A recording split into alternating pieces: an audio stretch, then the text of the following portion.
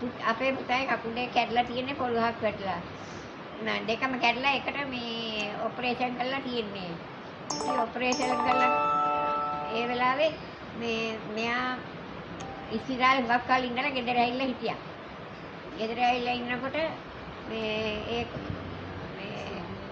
මෙයා බඩගිනි වෙලා පාරේ උඩහායට යනකොට කලායතන පාරේ පොලිසියෙන් අල්ලගෙන තියෙනවා. දැන් දවස් 20 බදාදා උදේ එදා අල්ලගෙන උඩට දාලා ජිප් එක ඇතුළට දාගෙන ගිහිල්ලා තියෙනවා. බට්ටියක් කන්න ගිහින් තියෙනවා. ඊට පස්සේ මෙයා පොලිසියට ගෙනා මෙයා කෑ ගැහුවලු මාව එළියට දාන්න කියලා. එළියට දාන්න කියලා කෑ ගහනකොට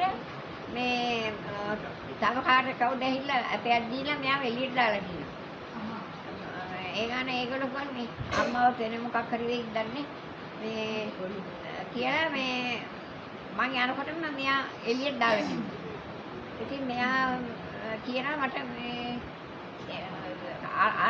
අරක්කු නඩුවක් දාලා තියෙනවා. බෝතලෙකුත් එක්ක. අරක්කු තියනවා දහනවා මාලා සල්ලිත් නැහැලු බොන්න විදිහකුත් නැහැලු. එහෙම කියලා දාලා තියෙනවා. දැන් ඒ නඩුව තියෙන්නේ හෙට 28 වෙනිදා. ඊළඟ පොලිසිය. උසාවියේ පාණ්ඩුවේ. ජීවත් වෙන්න පුතේ කායෙන් හරි ඉල්ලගෙන කනවා. නැත්තම් කවුරු හරි ගෙනත් දෙන්න පුතේ. නැත්තම් සමහර දවසට බඩගින්න ඉන්නේ. වහලත් වෙනවා. අපේ ගෙදර. ඔක්කොම වහලේ කන්ට වෙනවා. අපිට ඉතින් දඩයක් ගැහුවොත් එහෙම සල්ලිත් නෑ පුතේ.